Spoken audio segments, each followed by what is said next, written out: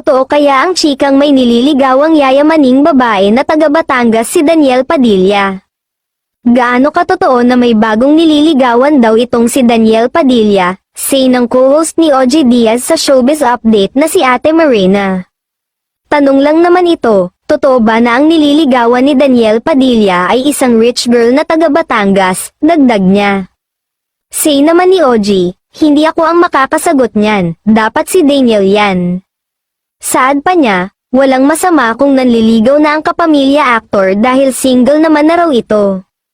Magugunitang November 30, 2023, kinumpirma ni na Daniel at Catherine Bernardo sa pamamagitan ng Instagram post ang pagwawakas ng kanilang 11-year relationship.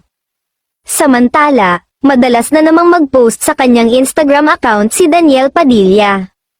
Kadalasan ay reel ang kanyang pino-post, ang dami na ring nagla-like talaga ng mga posting ng anak ni Carla Estrada.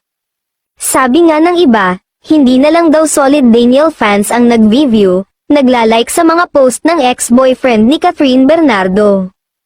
Kahit daw ang fans ni Catherine ay obvious na baniview at nila-like na rin uli ang mga post ni Daniel.